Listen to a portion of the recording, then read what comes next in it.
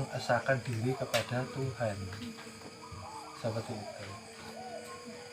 Jadi ya kajian dari kemarin-kemarin itu diharapkan betul-betul memahami, karena ini satu bekal untuk menuju pemecahan, pertolongan seluruh ujian dan cobaan kita, supaya kita tetap tenang, tetap tentram dalam menjalani semuanya menuju kepada Tuhan. Tidak putus asa, tidak patah semangat, ya, terus berjalan, karena kita bisa merasakan kehadiran Tuhan.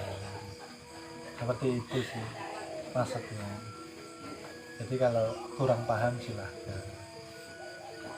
Memang mengikis ego ini perlu waktu memang, tapi harus kita mulai dari sekarang.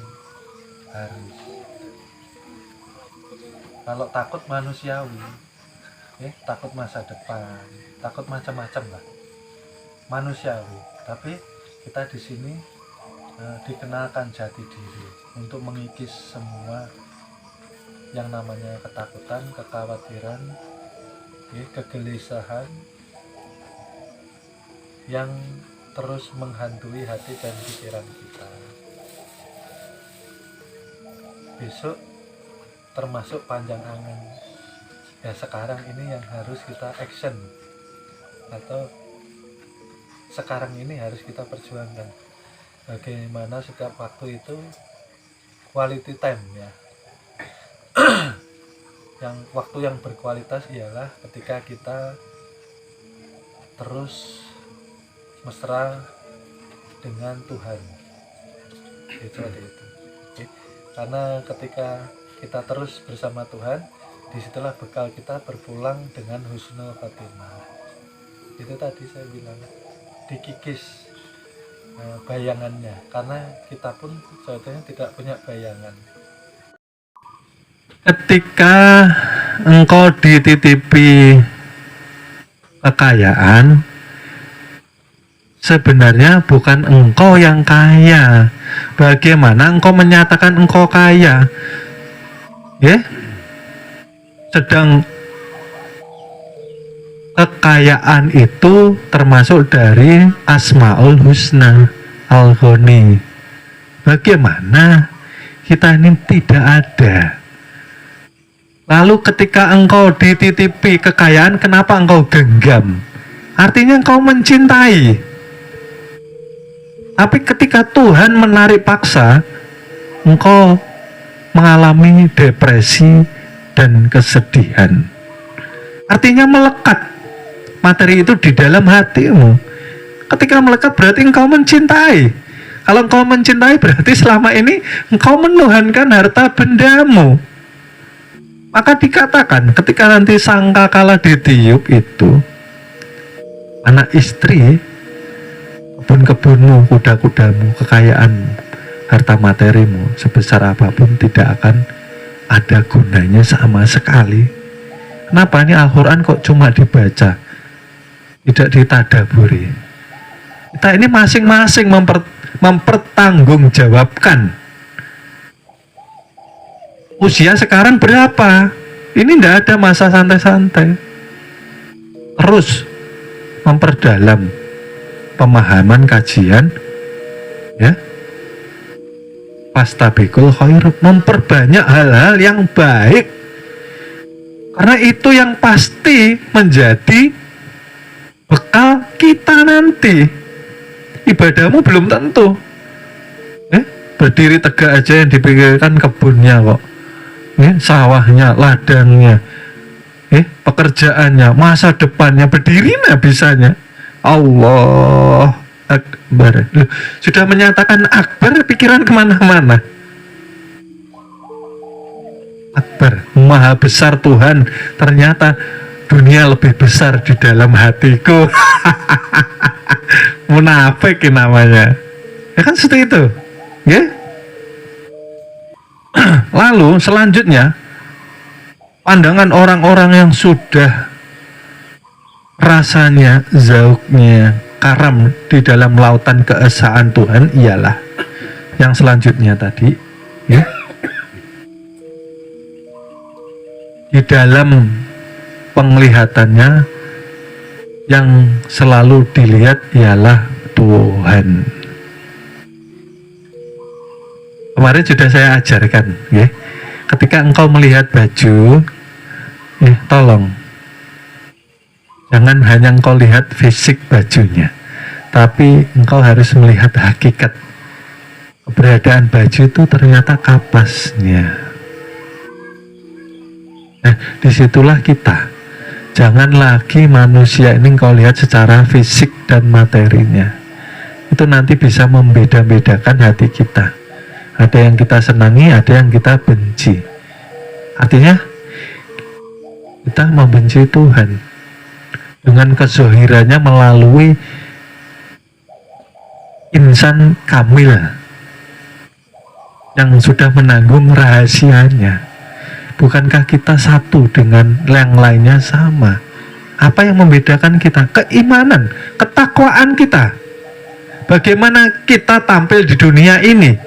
Apakah berwujud insan kamil, atau berwujud kaki empat, atau berwujud beterbangan gentayangan seperti setan? Hakikatnya semua ada di dalam diri kita.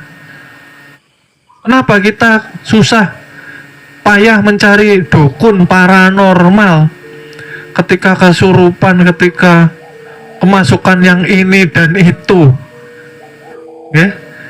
Hantunya ya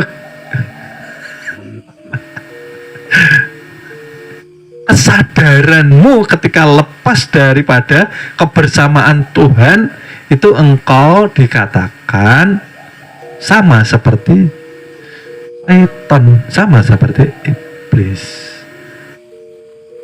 Ya, paham gak? Artinya orang yang belajar ilmu ketuhanan tidak perlu sudah orang-orang pintar seperti paranormal, dukun-dukun. Ya, paham kah? Kembalilah ke sumber kekuatan, sumber kesaktian, sumber kemahasempurnaan. Oleh sebab itu kemarin saya memberikan sedikit solusi bagi yang saat ini ketika antum-antum ini lagi bersuluk berjalan menuju Tuhan, kan pasti diuji dan dicoba ya. Ada yang diuji dan dicoba dalam hal keluarga, dalam hal pekerjaan, dalam hal ekonomi, dalam hal kemasyarakatan. Ya kah? Kemarin solusinya apa? Pulang dari sini, coba merenung. Kita ini kuasa apa? Kok sampai sedih? Kok sampai depresi? Kok sampai menangis seseduh-seduhnya? Artinya kita ini tidak beriman. Berarti tidak bisa merasakan keberadaan Tuhan. Artinya sholatul daim kita selama ini hanya secara teoritis. Kita merasakan keluar masuknya napas bukan dengan kesadaran.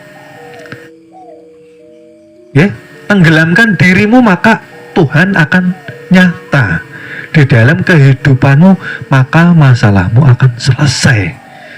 Bagaimana kita mendapatkan solusi hidup, solusi ujian dan cobaan, sedang kita tidak pernah bersama dengan Tuhan? Pasti berat, pasti tidak mampu, pasti depresi, dan pasti putus asa. Dan itulah yang disukai oleh para syaitan, karena mereka mengharapkan kita putus asa dari rahmatnya Allah Subhanahu wa ta'ala. Salat daim kita itu loh, coba minta tolong, kerjakan dengan sepenuh hati, dengan kesadaran. Oleh sebab itu sering saya katakan, solusi kita itu ada di sholat dan sabar. Ya kah? Tuhan yang bicara, bukan saya. Kalau mau mendapatkan pertolongan dari Tuhan, maka sholat dan artinya apa? Sholat ini apa? Dengan engkau mengesahkan dirimu dengan Tuhan, maka disitulah akan hadir yang namanya kesabaran. Kesabaran ini artinya innalillahi wa, artinya yang tampil Tuhan bukan kita, baru bisa sabar, baru masalah hidup kita akan selesai. Masa enggak percaya sama Tuhan? Selama ini berarti harus kita koreksi, kita terkoneksi dengan Tuhan. Ilmu ini, masalah masih selalu menghantui, masalah masih selalu memberatkan hati kita, artinya kita belum terhubung. Artinya kualitas sholatul daim kita secara teoritis belum secara kesadaran. Coba toh, sering saya katakan, mau mudah rezeki, mau mudah seluruh masalah, awali harimu dengan bersyukur. Kuncinya itu. Diberi hidup nih, syukur, alhamdulillah. Karena tadi malam mati. Orang tidur itu sudah mati. Secara maknawiyah digenggam. Ya kalau dikembalikan lah, kalau enggak. Nah sudah dikembalikan, enggak pernah bersyukur. Poinnya bersyukur dulu. Setelah itu apa? Setelah bersyukur, lalu berhubunganlah dengan Tuhanmu dulu. Jangan buru-buru. Disitulah nanti engkau akan diberikan petunjuk. Petunjuk itu kan setiap hari sebetulnya diberikan. Karena saking gelapnya hati kita ini lah. Hati kita ini gelap apabila kita ini banyak buruk sangka dengan Tuhan kita. Masa depan ini tidak percaya sama Tuhan. Sibuk kita memikirkan, sibuk kita merencanakan. Yo aneh. Orang mati bisa merencanakan hidup. Orang mati bisa merencanakan masa lucu ya. Berarti mengaku hidup, tapi kalau mengaku hidup kan siap-siap nanti dimatikan. Itu resiko. Aneh, nggak pernah belajar berserah diri. Setiap hari sholat 5 waktu, setiap hari ngaji, tapi sibuk merencanakan masa depan. Aneh loh. Karena sibuk merencanakan masa depan, sibuk panjang angan, akhirnya detik ini yang kita hidup tidak disyukuri, tidak diisi dengan ibadah. Itulah yang dikatakan kubur. Itulah yang dikatakan kita terhijab dengan keberadaan Tuhan yang maha nyata. Nyata Tuhan ini loh, melalui sifatnya, melalui namanya, melalui apanya tadi, perbuatannya, melalui zat nyata. Dengan batin kita melihat dan merasakan. Kan seperti itu. Suara itu memang tidak bisa dilihat, tapi nyatanya bisa didengar. Kodrat dan irodat tidak bisa dilihat, tapi ketika kita bergerak, terlihat manusia bergerak. Maksudnya kan seperti itu. Artinya yang jadi sumber masalah ini di dalam kesadaran kita. Ayo bangun. Jangan tertidur terus. Bersyukur dan bersyukur. Tambahi bersyukur. Masya Allah. Maka dikatakan toh, kalau dunia terus ke bawah. Saya katakan, alhamdulillah kita hari ini bisa makan.